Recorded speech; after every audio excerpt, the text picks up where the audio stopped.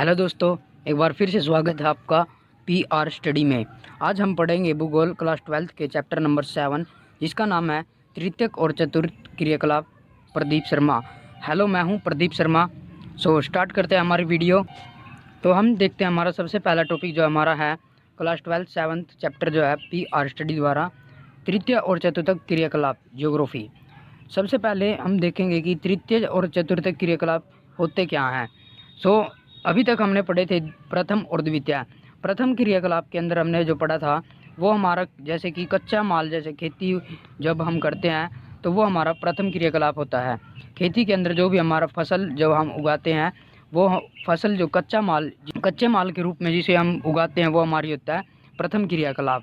फिर द्वितीय क्रियाकलाप के अंदर क्या होता है, उस कच्चे माल को हम जो है फैक्ट्रियों में लेके जाते हैं, फिर उसको बेच देते हैं, जिसमें उस कच्चे माल का उपयोग करने योग्य वस्तु बनाई जाती है, या फिर उससे बहुत सारे उपभोग करने के लिए जो हम सामान बनाते हैं वो होता है हमारा द्वितीय क्रियाकलाप। और इसमें हम पढ़ेंगे तृतीय और चतुर्थ और पंचम क्रियाकलाप के बारे में। तो जो हमारा तृतीय क्रियाकलाप है उसके अंदर क्या होता है, व्यापार, परिवहन और संचार।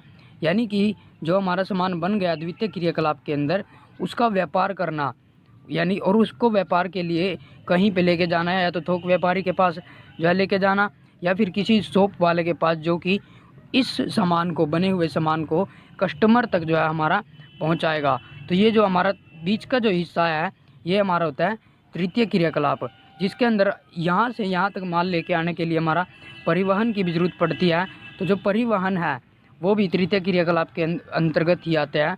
परिवहन और संचार, यानी कि संचार, ये चीज़ें हैं जो कि हमारा तृतीय क्रियाकलाप के अंदर आता है, व्यापार और परिवहन और संचार। ठीक है। नेक्स्ट है हमारा चतुर्थ क्रियाकलाप। चतुर्थ क्रियाकलाप के अंदर जो हमारा सूचना अनुसंधान और विकास कार्य जो इसके अंदर आते हैं हमारे, ये क्या होते हैं, सूचना यानी कि किसी भी टेक्नोलॉजी रिलेटेड जो सूचना होती है, यानी ये कि हाई टेक रिलेटेड जो हमारा चतुर्थ क्रियाकलाप में आता है। और अनुसंधान, जो योजनाएं बनाते हैं और जो कि किसी भी चीज़ को स्टडी करते हैं, उनको हम कहते हैं जो चतुर्थ क्रियाकलाप के अंदर आते हैं। उससे ऊपरले जो है स्तर पर ये होते हैं चतुर्थ क्रियाकलाप वाले। सूचना अनुसंधान और विकास कार्य, यानी कि किसी भी चीज़ का विकास करना, विकास कार्य जो है उसका होता है। किसी चीज़ का विकास यानी कि किसी भी प्रोजेक्ट के बारे में, कोई भी प्रोजेक्ट है उसके बारे में सोचना, या फिर किसी भी जगह के बारे में, किसी बिल्डिंग वगैरह का निर्माण करना, यह हमारा किस चीज़ में आता है, ये हमारा आता है चतुर्थ क्रियाकलाप के अंदर आता है। पंचम क्रियाकलाप हमारी क्या होती है, जिसमें सबसे ज़्यादा जो है पढ़े लिखे जो है एजुकेटेड जो है पर्सन होते हैं, उसे हम कहते हैं चतुर्थ क्रियाकलाप, जिसके अंदर जो है विशेषज्ञ, यानी कि किसी भी एक चीज़ का जो है स्पेशलिस्ट जो हमारा होता है उसे हम कहते हैं, जैसे कि डॉक्टर हो सकता है हमारा, जो लॉयर यानी कि परामर्श जो है हमारा, वकील जो है हमारा हो सकता है इसके अंदर, और नीति निर्धारक, यानी कि जो कानून जो बनाते हैं। यानी कि आप अनुमान लगा सकते हो इन चीज़ों से जो मैं बता रहा हूँ, कि जो पढ़ा लिखा व्यक्ति हो, जिसके अंदर जो है अक्षमता हो किसी भी चीज़ को बारीकी से समझने की, या फिर जिसके अंदर जो है कुछ स्पेशलिस्ट हो, उसको हम लेते हैं पंचम क्रियाकलाप के अंदर। नेक्स्ट टॉपिक है हमारा व्यापार। व्यापार क्या होता है, वस्तुओं को खरीदना और बेचना जिसमें मुनाफा हो। यानी कि आपने यहाँ से एक जो है वस्तु ली, और इस जो वस्तु ये आपने ली थोक व्यापारी से, आप अपने गांव में आए, यहाँ आपकी दुकान है, और यहाँ से आपने जो है एक कस्टमर को जो है वस्तु बेच दी, उसने आपको पैसे दिए। ये चीज़ क्या है, ये प्रक्रिया क्या कहलाती है, वस्तुओं को खरीदना और बेचना जो है व्यापार कहलाता है। वस्तुओं को खरीदना व बेचना व्यापार कहलाता है, जिसमें क्या हो, आपको मुनाफा हो, आपको कुछ बचत हो, उसको हम व्यापार कहते हैं। और इसमें क्या है, यह कार्य कस्बों और नगरों में किया जाता है। अभी अभी जो है कस्बों या फिर नगरों में जो है व्यापार किया जाता है। अगर आप कस्बे में रहते हैं और अगर आपकी दुकान है तो आप अपनी दुकान में लेके सामान लेके आएंगे और कस्टमर को जो है आप उसको सेल करेंगे, जिसमें आपको मुनाफा होगा। नगर में अगर आप रहते हो तो नगर में आपकी जो शॉप होगी बहुत बड़े स्तर पे होगी। इसमें भी आप जो है, या तो आप कस्टमर को जो है अपना सामान बेचोगे मुनाफे के लिए, या फिर जो नगर के जो छोटे छोटे दुकानदार हैं, जो फुटकर है, उनको आप अपना व्यापार सॉरी अपना सामान जो है बेचोगे अपने मुनाफे के लिए। यानी कि ये जो कार्य है वो कहाँ किया जाता है, कस्बों और नगरों में किया जाता है, जिन्हें व्यापारिक केंद्र कहते हैं। जिन्हें हम क्या, जहाँ पे व्यापार होगा उन्हें हम क्या कहेंगे, व्यापारिक केंद्र। व्यापारिक केंद्र जो उन्हें कहेंगे जहाँ पे हमारा व्यापार होगा। तो जो हमारा नेक्स्ट टॉपिक है वो है हमारा ग्रामीण विपणन केंद्र।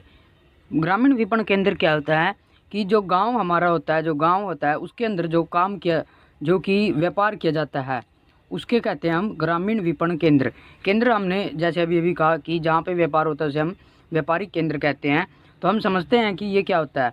ये गांव के अंदर जो व्यापार होता है, आप देख सकते हो जो भी दुकान के अंदर, गांव के अंदर जो दुकान होती है, जो शॉप होती है, वो केवल दुकान गांव वालों के भरण पोषण के लिए ही बनाई जाती है। यानी कि जो गांव के जो कस्टमर होते हैं उनके लिए ही वो शॉप बनाई जाती है। वो ये नहीं हो सकता कि अगर गांव में एक शॉप है तो कोई दूसरा व्यापारी, कोई दूसरा शॉप वाला इससे दुकान से सामान ले सके अपनी बेचने के लिए। अगर दुकान है एक गांव के अंदर, अगर ये दुकान है गांव के अंदर, तो ये सिर्फ कस्टमर्स को ही सामान बेचेगी उपयोग के लिए। ये किसी दूसरी दुकान वाले को सामान नहीं देगी, क्योंकि इसके पास उतना ही सामान है जिससे इसका काम चल सके, जिससे सिर्फ इसको मुनाफा हो सके। अगर ये इसको सामान देगी तो इसको कुछ छूट देनी पड़ेगी, जिसमें क्या होगा, इसको मुनाफा नहीं होगा, क्योंकि ये छोटे स्तर की दुकान है, ये सिर्फ अपने कस्टमर्स को ही बेचेगी। जबकि शहर में क्या होता है, शहर में जो शॉप होती है वो बड़ी बड़ी शॉप होती है। जो गांव में शॉप, जो गांव की शॉप होती है वो सामान शहर की शॉप से खरीद के लाती है, तब अपने कस्टमर्स को बेचती है। लेकिन कोई दूसरी शॉप इस दुकान से सामान नहीं खरीद सकती, क्योंकि इसके पास जो है लिमिट में जो है सामान होता है, जो सिर्फ कस्टमर्स के लिए ही होता है। ये व्यावसायिक सेवा का मतलब क्या है, ये किसी दूसरे शॉप वाले को सामान नहीं बेच सकते। ये दूसरे शॉप वाले को सामान नहीं बेच सकते गांव वाले, क्योंकि ये क्या करते हैं, सिर्फ कस्टमर्स के लिए ही सामान लेके आते हैं, किसी दूसरे के लिए नहीं। और क्या है, ये केंद्र केवल ग्रामीण आवश्यकता पूरी करते हैं। कितनी बार आया है कि गांव की आवश्यकता ही पूरी करते हैं, किसी दूसरे शॉप वाले को ये सामान नहीं बेच सकते। बिल्कुल बेसिक है, कोई जो है घबराने वाली जो बात नहीं है, बहुत आसान है, अगर आप करोगे तो हो जाएगा। अब जो हमारा नेक्स्ट टॉपिक है वो है हमारा नगर विपणन केंद्र। विपणन केंद्र, नगर विपणन केंद्र में क्या होता है, नेक्स्ट टॉपिक है ये केंद्र विशेष नगर सेवाएं प्रदान करते हैं। ये क्या होते हैं, विशेष सेवाएं भी जो है प्रदान करते हैं, जैसे mobile, TV, LCD, washing machine, garments, shopping. यानी कि मैं आपको क्या बताता हूँ, जो नगर के अंदर जो हमारा काम होता है, जो व्यापार होता है नगर के अंदर, जो हमारा व्यापार होता है वो बड़े स्तर पर किया जाता है, बड़े स्तर पर किया जाता है। गाँव के अंदर आपको जो है मोबाइल शॉप मिलेगी नहीं, या मिलेगी फिर बहुत बड़ी छोटी स्तर पे जो है मिलेगी। लेकिन अगर आप किसी नगर या किसी शहर के अंदर आप जाते हैं तो आप वहाँ पे नए मोबाइल भी जो बिल्कुल आसानी से खरीद सकते हैं। और टीवी भी आप गांव के अंदर नहीं खरीद सकते, लेकिन शहर के अंदर जो आप टीवी खरीद सकते हो, वॉशिंग मशीन शहर के अंदर आप खरीद सकते हो। कहने का मतलब है जो शहर है, जो नगर है, उनके अंदर विशेष सेवाएँ जो है प्रदान की जाती हैं, जो आपको गाँव के अंदर नहीं मिलेंगी। नेक्स्ट है, ये व्यावसायिक सेवा ये प्रदान करते हैं। व्यावसायिक सेवाएं प्रदान का मतलब क्या है कि जो हमारा शहर के अंदर जो दुकान होती है, जो नगर के अंदर जो दुकान होती है, वो गांव वालों दुकान को जो है सामान बेच देती हैं बड़े स्तर पे जो है सामान वो गांव वाले, जो गांव में जो दुकान की हुई है एक आदमी ने, वो शहर की दुकान से जो है सामान खरीद सकता है बड़े स्तर पे, क्योंकि इनके पास जो होता है जो स्टॉक जो इनके पास होता है शहर वालों के पास, वो बहुत बड़ी मात्रा में होता है, और ये व्यावसायिक सेवा प्रदान करते हैं। नेक्स्ट है, यहाँ टीचर, एडवोकेट, डॉक्टर जो है, ये सभी सुविधाएं आप बड़ी आसानी से ले सकते हो। शहर में जो है आपको बहुत सारे कोचिंग इंस्टीट्यूट मिल जाएंगे, और आपको डॉक्टर भी की जो सुविधा जो है प्राप्त हो जाएगी। अच्छे से अच्छे और बड़े से बड़े डॉक्टर जो आपको यहाँ पे शहर में, नगर में जो है मिल जाएंगे। ठीक है, अब हम करते हैं फुटकर व्यापार। फुटकर व्यापार जो है बहुत आसान है, कोई बड़ी मुश्किल चैप्टर नहीं है, ये बहुत आसान है।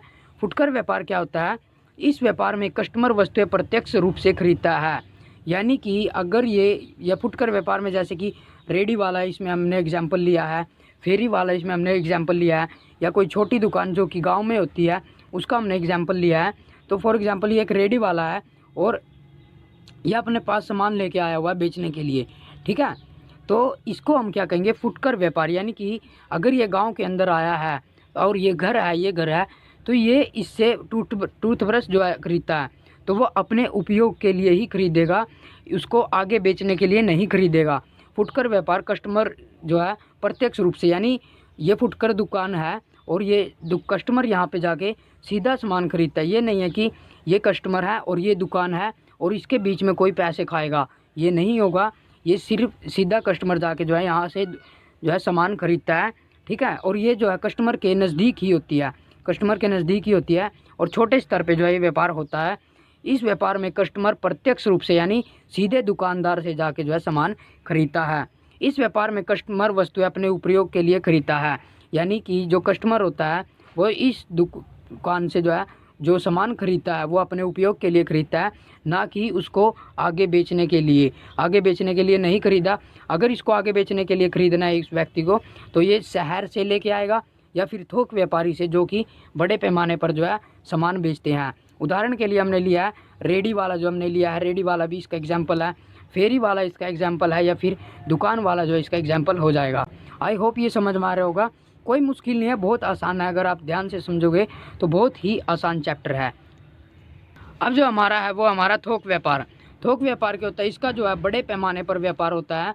बड़े पैमाने पर जो कि शहर होते हैं, जो शहरों में शॉप होती है, जो गांव के अंदर शॉप होती है, वो अपनी दुकान के अंदर सामान कहाँ से लेके आते हैं, वो थोक व्यापारियों से ही लेके आते हैं।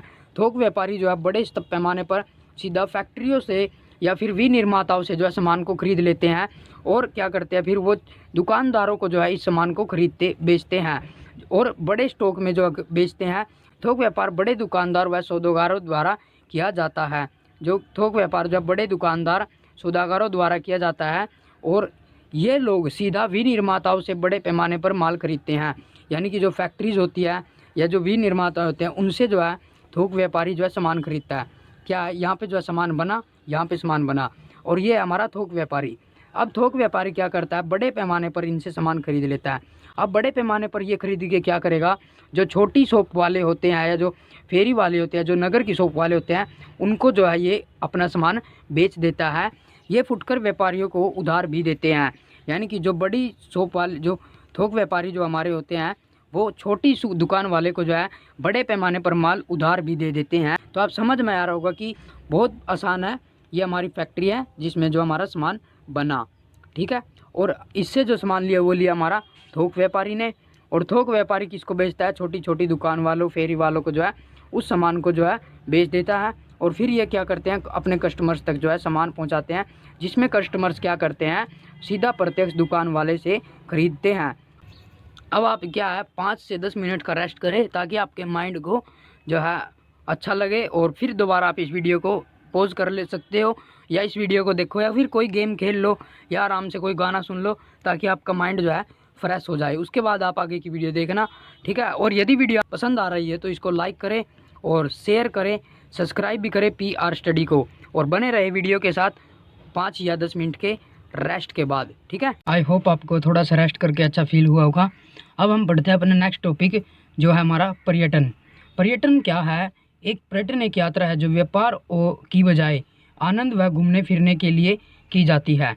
क्या होता है कि पर्यटन आप लोग जानते हो हैं, एक यात्रा होती है, एक यात्रा है पर्यटन, जो कि व्यापार की बजाय घूमने फिरने व आनंद के लिए जो है की जाती है। आनंद के लिए जो है, जैसे कि आप बहुत काम करके जो है थक जाते हो या फिर तनाव में महसूस करते हो, तो क्या करते हैं, उस तनाव या थकावट को जो है ख़त्म करने के लिए हम एक यात्रा पे जाते हैं, जो कि आनंद व घूमने फिरने के लिए की जाती है। उसे हम कहते हैं पर्यटन। जो हमारा नेक्स्ट टॉपिक है वो है पर्यटन को प्रभावित करने वाले कारक। पर्यटन को प्रभावित करने वाले जैसे कि छुट्टियों की मांग। जब भी कोई छुट्टियां पड़ती हैं बहुत ज़्यादा टाइम के बाद, तो क्या करते हैं, हमारा मन बन जाता है कि अब हम मथुरा घूमने जाएंगे या फिर शिमला घूमने जाएंगे, जहाँ भी आपको घूमने का मन करता है। तो यानी कि जब भी छुट्टियाँ पड़ती हैं तो आपका क्या है, घूमने फिरने का मन बनता है। और इस घूमने फिरने के इस प्रचलन ने क्या किया, लोगों के अंदर जो कि काम करते हैं उनके अंदर एक जिज्ञासा उत्पन्न की, जिससे क्या होता है, वो छुट्टियों की मांग जो है करने लगे हैं घूमने फिरने के लिए, आनंद करने के लिए, या अपनी थकावट को दूर करने के लिए, जो उनको जो है काम के दौरान जो है थकावट महसूस होती है, उस थकावट का दूर करने के लिए क्या करते हैं, वो छुट्टियों की मांग करने लगे हैं। नेक्स्ट है हमारा परिवहन।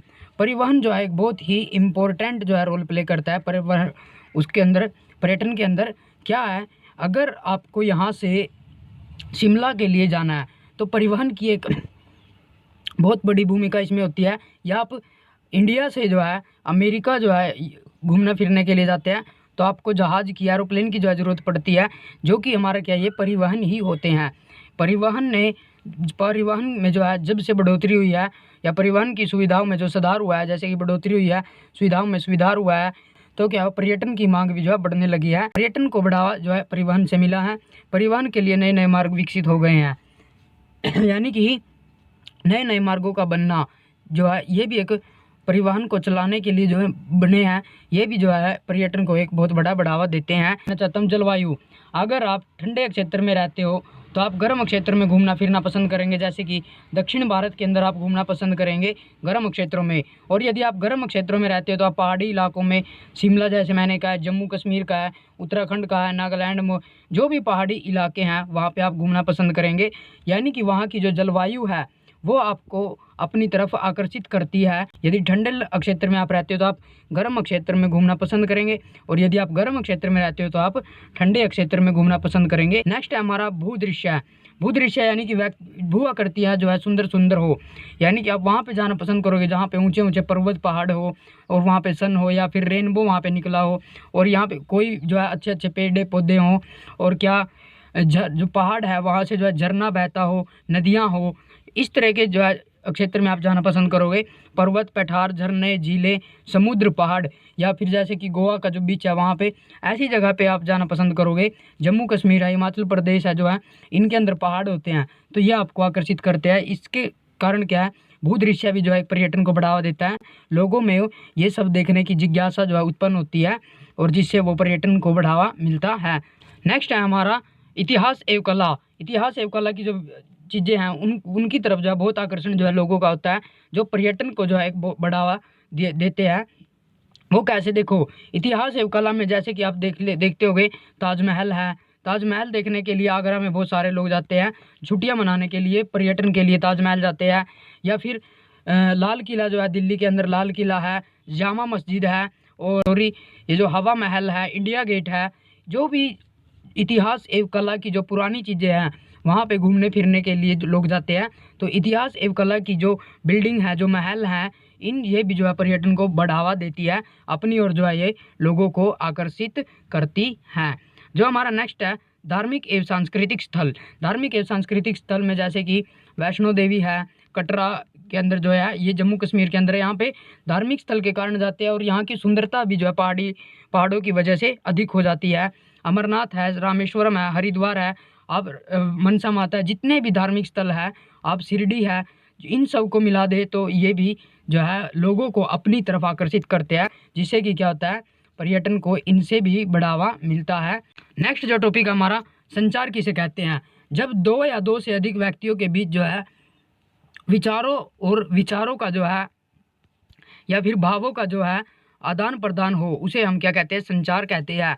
यानी कि दो या दो से अधिक व्यक्तियों के बीच जो है विचारों का या भावों का आदान प्रदान क्या कहलाता है, हमारा संचार कहलाता है।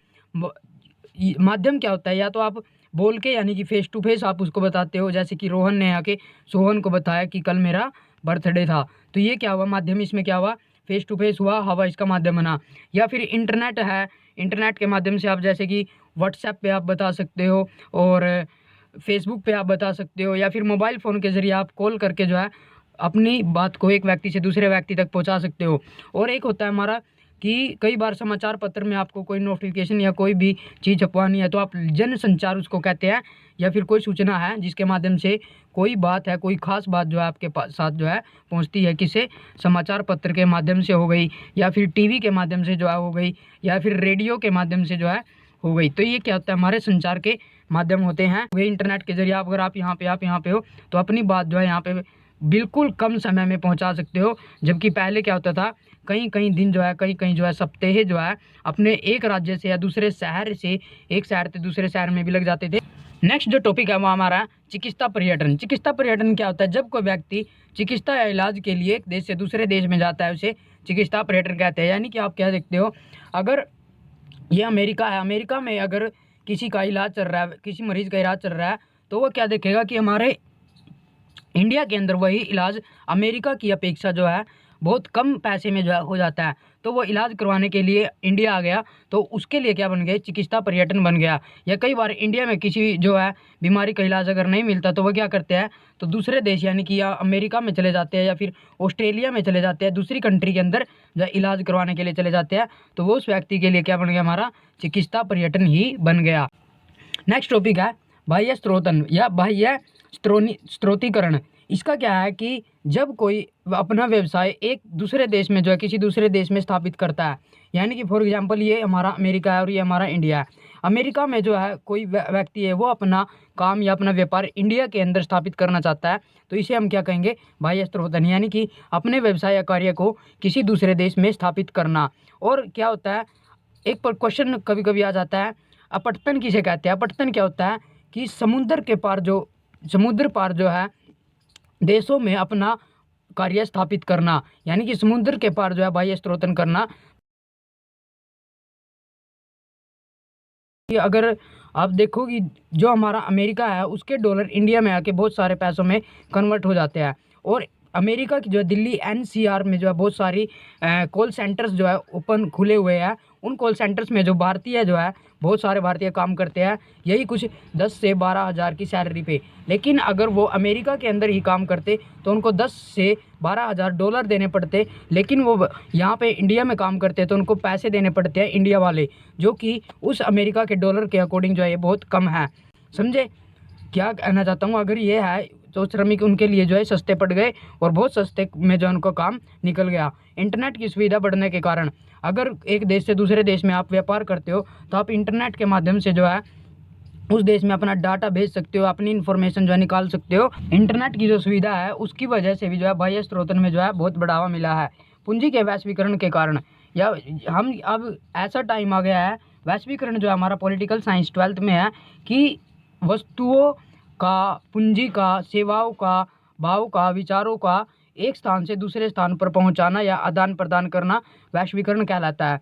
तो आज के टाइम में जो है वैश्वीकरण बहुत आसान हो गया है, इतनी सुविधाएं जो है बढ़ गई है, परिवहन की सुविधा बढ़ गई है, संचार की सुविधा जो हमारी बढ़ गई है, या फिर सेवाएं जो है सभी तरीके की सेवाएं जो है आप एक देश से दूसरे देश में बिल्कुल आसानी से जो है प्राप्त कर सकते हो। तो पूंजी के वैश्वीकरण का मतलब यहाँ पे क्या है, आप जो पैसा एक देश से दूसरे देश में जो पैसे चेंजिंग होता है या फिर पैसा एक देश से दूसरे देश में पहुंचाना हो, तो ये बहुत ही आसान जो आज के टाइम में हो गया है, जिसके कारण क्या है हमारे बाह्य स्रोतन को जो है बढ़ावा मिला है। अब हमारा जो लास्ट टॉपिक है वो है हमारा अंकीय विभाजन। अंकीय विभाजन जो है 2 नंबर में कभी कभी पूछ लिया जाता है। देशों में विस्तृत आर्थिक, राजनीतिक एवं सामाजिक विभिन्नताएं पाई जाती है। यानी कि कहने का मतलब क्या है, अगर एक देश ये है और एक देश ये है तो इनके बीच में क्या होता है कि इसमें जो है आर्थिक स्थिति जो है कमज़ोर होगी, राजनीतिक स्थिति कमज़ोर होगी, सामाजिक स्थिति जो है कमज़ोर होगी। लेकिन इसमें जो है, इसमें क्या होगा, इसमें वो चीज़ जो है इस देश की अपेक्षा जो है मजबूत होगी, अच्छी होगी। या फिर एक देश में जो है राजनीतिक और इनमें विभिन्नताएं पाई जाती है, आर्थिक, राजनीतिक और सामाजिक में, तो इसे क्या कहते हैं, हम अंकीय विभाजन कहते हैं। और क्या होता है, जो विकसित देश जो होते हैं वो इस चीज़ में जो है आगे निकल गए हैं, और जो विकासशील देश हैं वो इस चीज़ में जो है पीछे रह गए हैं। मैं एक वीडियो और बनाऊंगा जिसके अंदर हम प्राथमिक, द्वितीय, तृतीय और चतुर्थ, पंचम इन सभी क्रियाओं को जो है डिटेल में समझेंगे, क्योंकि इसमें जो मेरी नेक्स्ट वीडियो आएगी, क्योंकि इसमें जो है ज़्यादातर स्टूडेंट जो है कंफ्यूज होते हैं, इन चीज़ों में डिफरेंस अभी नहीं कर पाते हैं, बहुत बार जो है इसमें वो कंफ्यूज हो जाते हैं। तो इसके लिए स्पेशल जो है एक वीडियो तैयार करूँगा मैं, तो बाद में हम कहेंगे thanks for watch our video. और अगर आपको अच्छी लगी है तो वीडियो लाइक कीजिए, शेयर कीजिए और सब्सक्राइब कीजिए फॉर हमारे चैनल को अगली वीडियो के लिए पीआर स्टडी की जो है सपोर्ट करें, ताकि हम जो है और भी वीडियो जो है बनाते रहें। थैंक्स।